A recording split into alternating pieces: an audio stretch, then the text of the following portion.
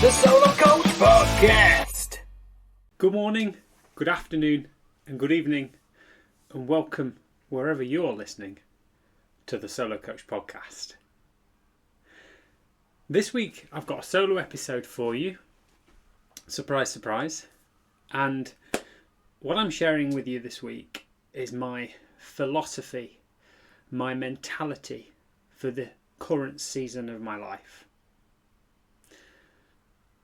The title of this episode, episode 34 of the podcast, is Whatever It Takes. So I want to caveat this episode with this. This isn't some mumbo jumbo, namby-pamby, self-development nonsense. This is real life, lived experience, and this is the mentality that's got me through the last few months and particularly through the last few weeks. And I was brainstorming how to share my recent updates with you in a way that will be useful and helpful and applicable to my listeners. Shout out to you all. And after several revisions and drafts for an episode of the podcast, this is what I've come up with. So I hope you enjoy the episode. To get us started, whatever it takes. This has become my mentality. This is my mantra for October 2025. There's 5 components that I'm going to share with you today. Those components are what I define as the whatever it takes mentality. And within the 5 components, I'm going to weave in some personal examples and share what I'm up to, what season of my life I'm in, and reveal to you what it is that I'm working on and doing at the moment. So some exciting stuff to come. So I want to start by saying I've been reading a book recently called The Wealth That Money Can't Buy by Robin Sharma. And I was reading a chapter last night that really resonated with me. And it was the quote from Robin Sharma. So number 1 of these 5 components is, when you're facing a challenge in life, when you're facing a storm, look to nature for the answers. This morning I went out on a morning walk before I began my working day. I'm currently in my lunch break. More to come on that in a moment. And I noticed that some of my favourite trees, my favourite willow tree around the corner from where we live in Leeds, is shedding its leaves. So it's glorious, beautiful, bright green leaves that it's grown over spring and that we've enjoyed over summer this year. It's now shedding as we enter autumn, or as the Yanks call it, fall. It's interesting how nature sheds this year's growth to make room for new growth next year, after a period of what appears to be nothing going on, whilst the trees are all looking quite naked and bare, let's say, leafless, for the ones that lose their leaves, of course, for the biologists out there. The trees are shedding this year's growth to make room for next year's growth, and the plants and the animals are stocking up, preparing for hibernation. So my invitation to you, and very much to myself, is to pause and evaluate as we move from summer 2025 into autumn 2025. Pause, evaluate, and take stock, much like nature is doing, much like the squirrels with their nuts.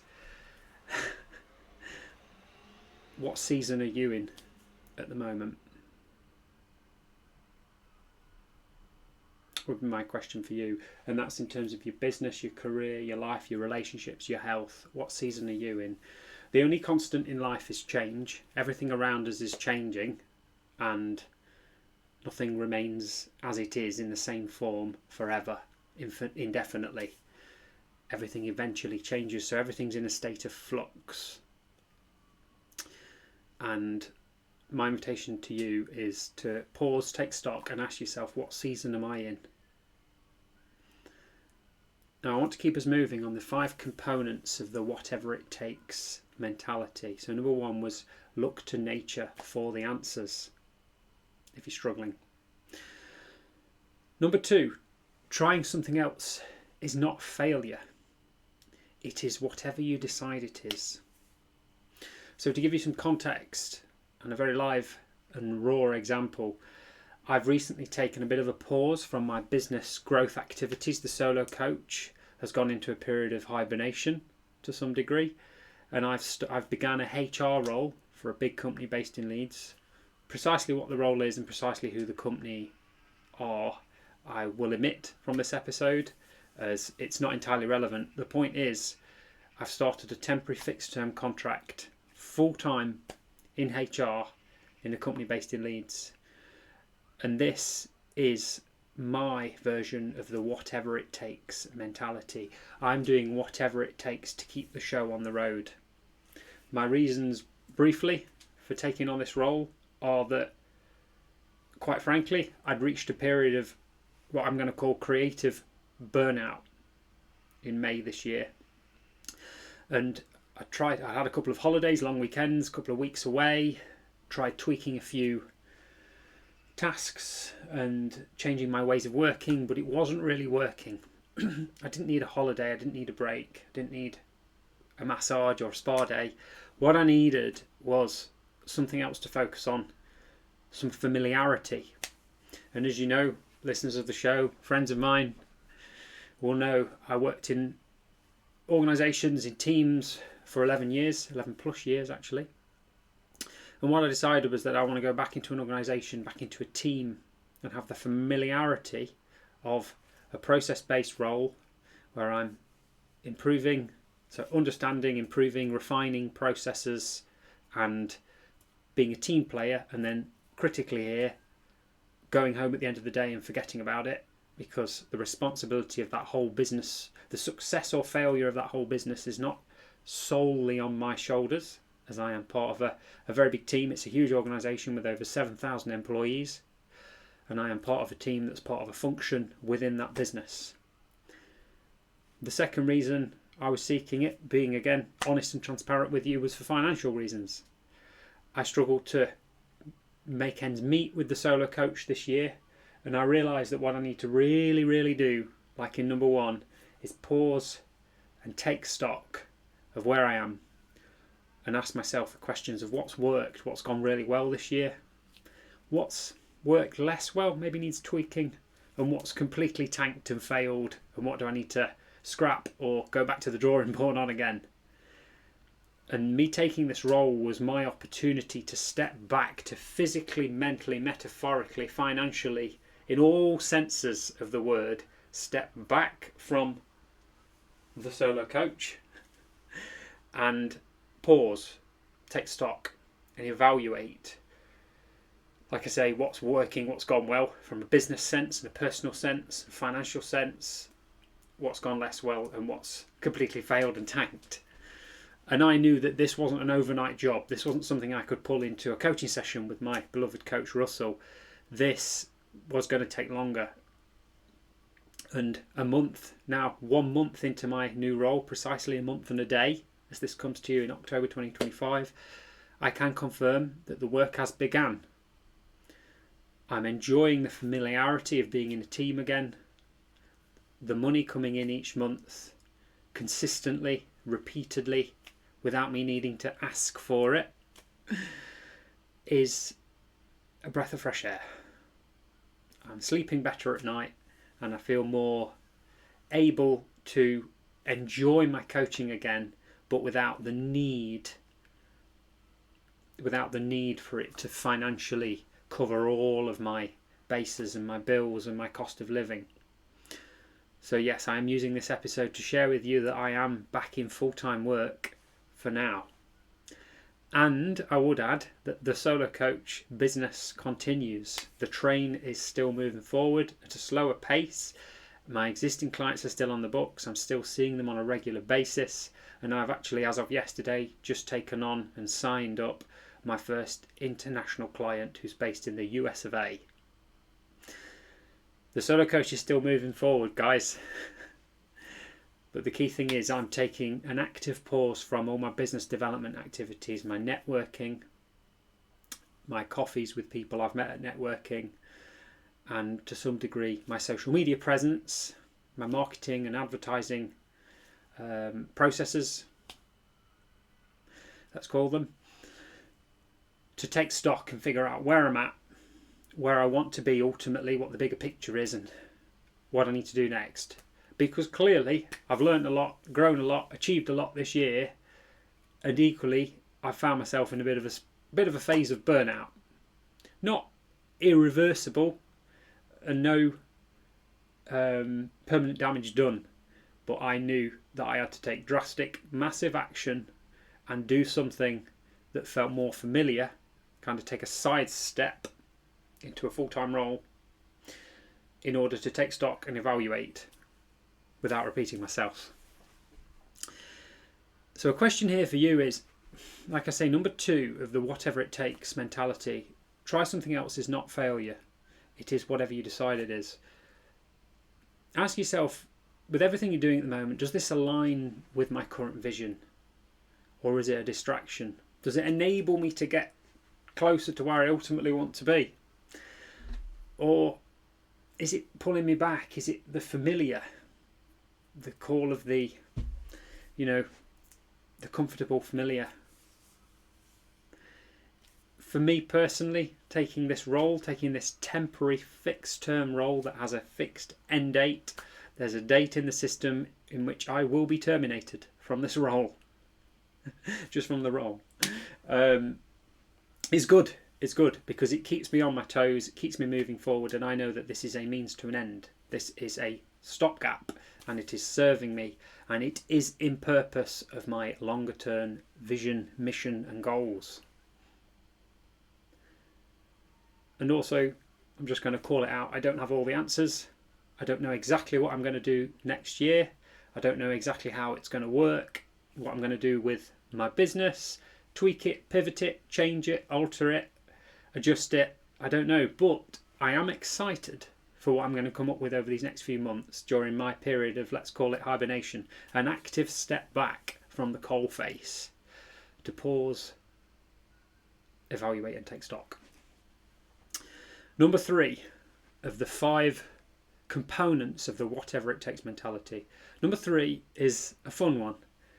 It can be helpful in these situations to look to the greats for examples. Rocky, famous film script, was rejected. Have a guess. How many times the Rocky film script was rejected before it was approved and became one of the highest grossing films in the cinema of all time, and became a multi-film franchise. Nope, it's over 1,500 times that was rejected. And if you did get that right, well done. I wouldn't have got that right in a month of Sundays. The next example, and these are some top examples from Google, I'm not going to lie. Rocky was rejected over 1,500 times. Thomas Edison, inventing the light bulb. He failed, and he created... How many times did he fail? He actually failed over 10,000 times. And he created 10,000 bulbs that didn't work. And when quizzed on this and told, well, you failed 10,000 times, how did you keep going? He said, no, my philosophy is that I successfully found 10,000 ways that won't work before I found one that did. A little bit cliched they are, a little bit generic. I'm going to give you a more specific, more personal example. In my new HR role in this big company that shall remain nameless, based in Leeds, I went to a corporate away day and there was a public speaker there, a motivational speaker, and it by far and away was the highlight of my day. I loved it. It was a gentleman called Paul McGee, and his book, you say, who's Paul McGee? His book is called Sumo, Shut Up, Move On. It's an international bestseller, and he is from Manchester originally. Here's a copy of his book that he gave me when I went to see him at the interval between part 1 and part 2 of his speech. And one of his core messages, so Shut Up, Move On, briefly as a concept, is the point of It's okay to wallow after something's gone wrong, but make sure you don't wallow for too long. Ensure you create space to wallow and grieve the loss when there's a problem, a mistake, a project fails, something you do tanks. Create some space to wallow, because wallowing is an important process, but don't spend all your time wallowing and don't spend the rest of your life wallowing and regretting what might have been. The most important thing is to get back up again, dust yourself off, say, well, that sucked, and then keep going again. That was one of my key takeaways from the sumo concept. Interestingly, Paul said in his speech, and then again he said to me directly in an email chain that we've exchanged, his book, that's now an international bestseller and is the best selling book of that publisher by far, was actually rejected by several publishers before his current publisher took it on and it became their best selling title by far.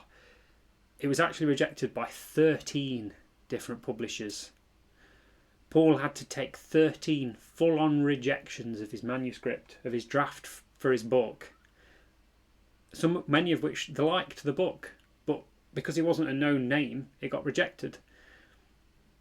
And it took one yes, 13 no's followed by one yes. He didn't need 14 yeses, he just needed one yes by the publisher that then published it, called Capstone, a Wiley brand.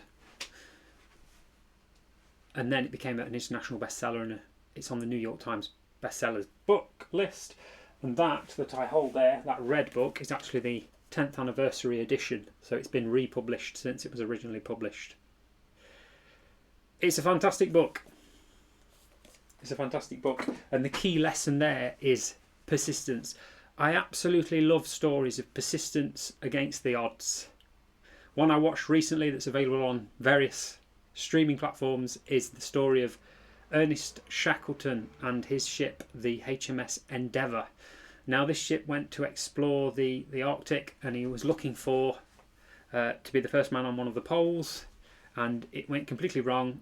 The boat got destroyed in ice, crushed in an ice drift, and it was sunken, and it's recently been discovered over 100 years after the expedition was a complete and total loss and failure.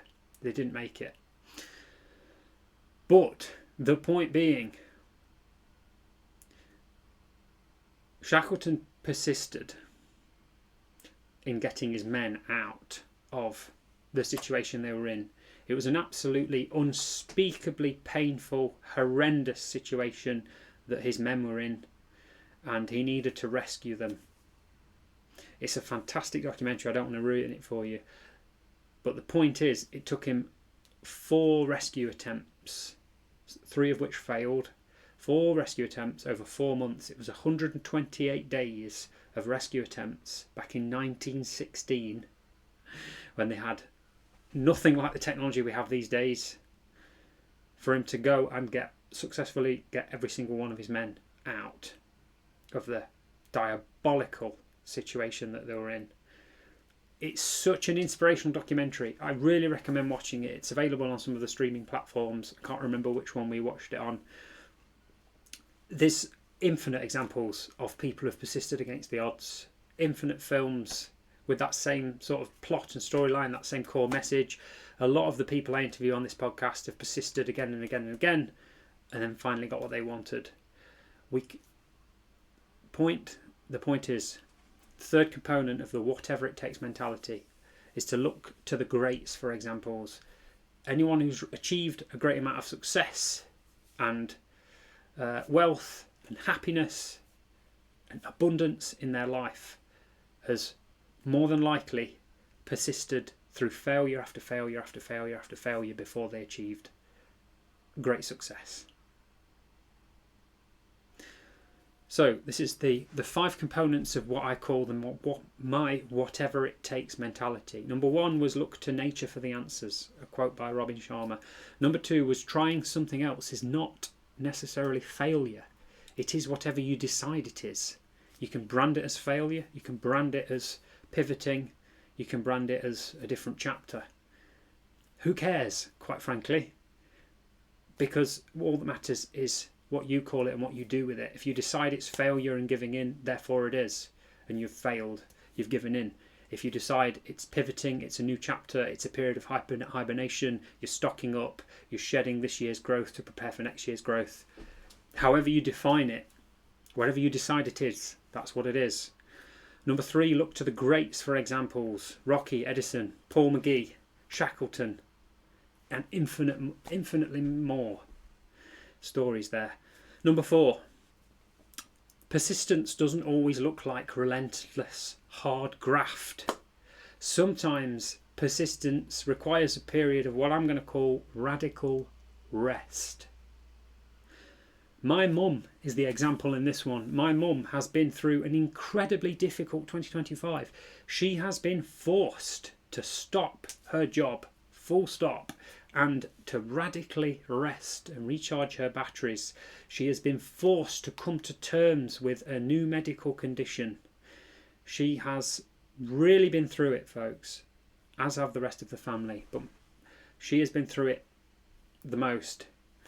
She's an absolute inspiration to me. I know you're listening, Mum. Shout out to you, because she's demonstrated that persistence doesn't always look like relentless hard graft. She was forced to rest, and rest is what she's done. And because she's rested so well, she's making a recovery that's shocking the doctors, it's shocking the physios, it's shocking the occupational therapists, it's shocking friends, and it's shocking family. And it's shocking my mum as well, how quickly she is recovering from a condition that many describe as unrecoverable. And she got told at the beginning, you'll never do this, that and the other again. You might never walk like you were, you might never drive, you'll probably never work. A great big long list of things she was told she'd never do again, and one by one she's ticking them off and she's doing them again. And she's proving the naysayers, she's proving the haters wrong. Now, they're medical staff, they mean well, and this is not a criticism of medical staff. It's their job to give you a real evidence-based diagnosis and a reality check of what might be to come, so that you can start to get to terms with it, come to terms with it, accept it, live with it. But my mum doesn't take no for an answer very well, and she really doesn't take well to being told you can't do this and you can't do that, because she's her own wild force for good.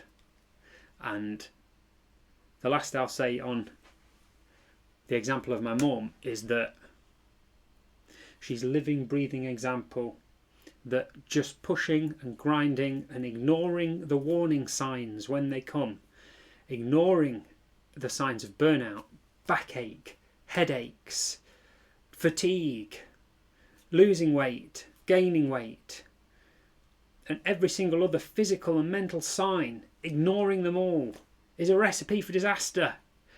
You've got to listen to yourself, and I say this as much to myself as you. We have to listen to our body, we have to listen to the signs, we have to pick up on it. And sometimes to persist and reach success in our business, our career, our lives, our health, sometimes it doesn't look like relentlessly pounding on and on and on and keeping going, never stopping, no matter what, in this kind of toxic productivity culture that some self-development gurus preach. On the contrary, sometimes it looks like pausing, taking stock, figuring out what's going on and listening to the warning signs, paying attention to them, not just glossing over them and ignoring them and pushing through, because there might be a message trying to reach you there. Ed Milet, one of my favourite podcast hosts, he often says, life will give you a warning and then it will teach you a lesson. Don't ignore the warning and get taught the lesson the hard way, as I have so many times, as my mum did. Heed the warning, listen to the warning, act on the warning before the warning becomes a lesson, because a warning's typically reversible. You can do something about it. A lesson is typically irreversible, can be irreversible, or can be incredibly difficult to reverse and undo. My question I think I asked you earlier, I want to ask you again, what season are you in? to round off number 4, persistence doesn't always look like relentless hard graft. What season are you in at the moment? What might you need? Are you in a season of productivity, focus, grind, hustle, productivity, or are you in a season where you're feeling you need a rest, you need to pause, take stock, evaluate, rest, recharge your batteries? If you were an iPhone, would your battery be critical? Would your screen, the screen that is you, is it close to saying critical battery alert and then shutting down? If you feel it is, if you have an inkling that it is, maybe it's time. I would urge you to pause and look after yourself, because no one else will put your oxygen mask on for you. You have to put your oxygen mask on first. You have to help yourself before you help others. And that brings me on to number 5, the 5th and final component to what I call the whatever it takes mentality.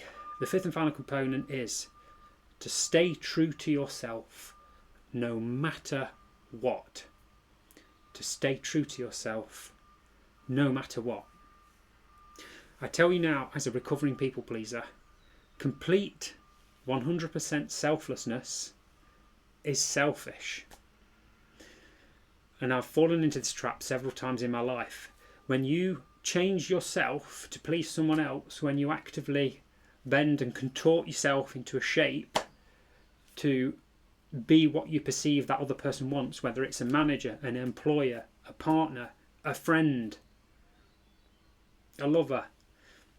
When you change yourself completely from the ground up, when you change your base code to become what someone else wants, you change your kernel for people in IT, you can lose yourself in the process. And there will be a point, I guarantee it, there always has been for me, there will be a point where you have this kind of like spiritual awakening, where you realise, oh my God, I've lost myself in this process of turning myself into someone else to please and be someone or something that I am not. Complete selflessness is selfish. The kindest thing you can do for other people, the kindest possible thing, I assure you of this, is to stay true to yourself and your vision, your values, your mission, your goals. But stay true to yourself. Authenticity. Being your authentic, genuine self. These are overused buzzwords that we're all sick of seeing on the internet. I'm guilty as anyone for overusing them. I really like them as words. But the point is, the kindest thing you can do for other people is to stay true to yourself no matter what. Because it's better they find out now that you maybe don't like football, you've had enough of working in this role, this team doesn't feel like it fits you anymore, and do you know what? You don't want to go down and have a drink with those people on Friday because you've had enough of that and you want a break from alcohol for a couple of weeks. The sooner they find out, the better. Because if you tell someone genuinely, honestly, look mate, look boss, I've been having some thoughts and I need to be honest with you. I'm going to be honest with you about how I'm feeling in a respectful way. Respecting how the other person might take that news, respecting how your words and your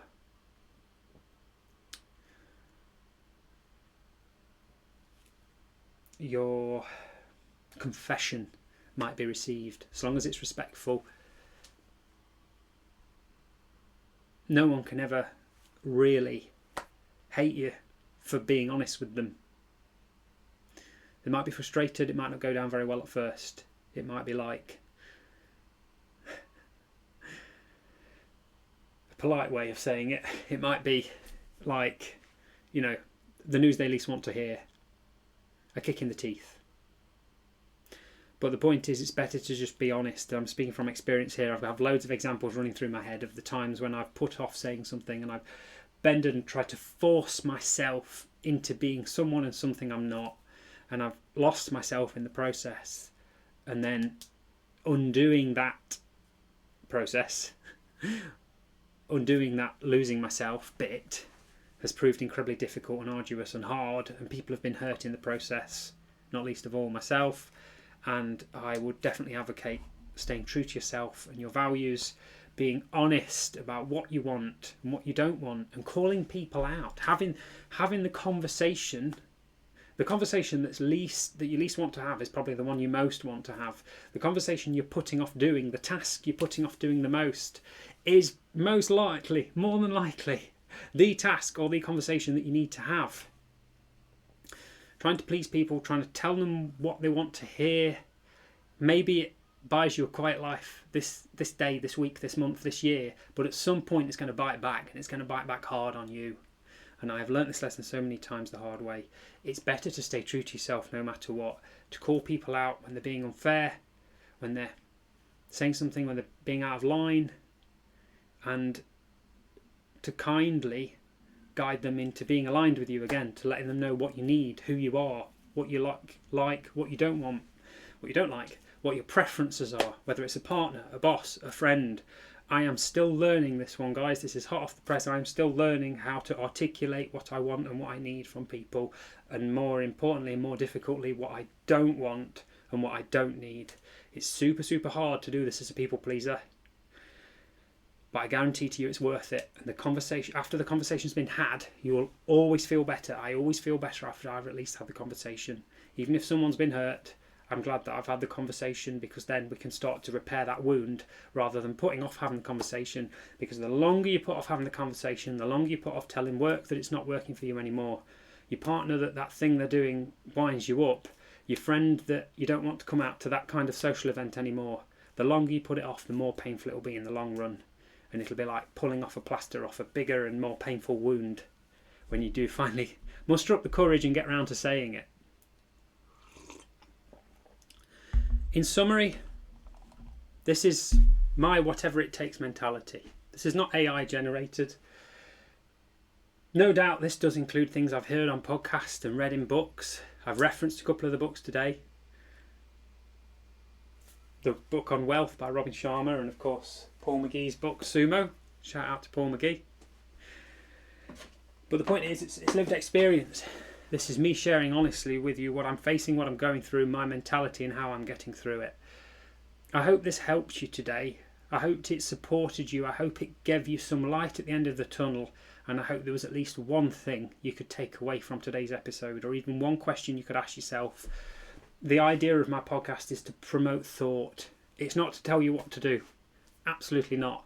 It's to get you thinking and to maybe help you see things from a different angle, a different perspective. It's to try and prompt that insight, that realisation. And if you'd like to tell me what your key takeaway from this episode was, what you liked about this episode, or what you didn't like, what you hated about this episode, I would absolutely invite you to reach out.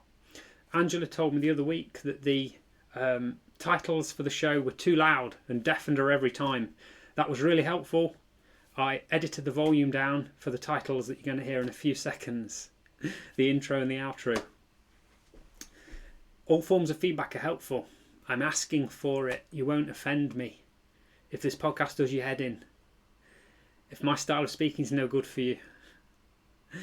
If there's something else that's wrong with this podcast, I would love to know. And equally, if there's something you like about it, if you've got some ideas, some suggestions, or if you'd indeed like to come on and be a guest, I'd love to hear from you. I really would, genuinely. And there's nothing that qualifies or disqualifies you from being a guest. Everyone has a message. Everyone has a story to tell. Someone once told me that there's 3 books in everyone. I do believe that's true. And I believe that you can learn something from everyone you meet. Even if some of those books might be picture books. Kidding. You get the point. If this can help you, or if this could help someone you know that maybe just needs a little bit of something uplifting, something supportive, something helpful at a time that they're going through maybe a difficult, rocky season, please share away. Sharing is caring. And if I never hear from you, we never get in touch, and I never find out that you're here other than seeing you on the listener statistics, whether it's on YouTube, Spotify, Apple or Amazon, thank you. Thank you for being here. Thank you for joining me. Thank you for giving me the time of day. Thank you for spending your precious time listening to today's podcast and all the others, or none others. Maybe none others ever again. But I just want to say thank you for being here with me. Your support means the world to me, and it's a pleasure and it's an honour, and I shall continue this process as I do love it, and I want it to remain free for all to listen and enjoy. And if one person gets one thing out of this episode today, that's made it worth it and my job is done. I hope that one person is you, and I hope you get more than one thing out of today's episode. Thank you very much for listening. I'll see you again next week. Bye for now.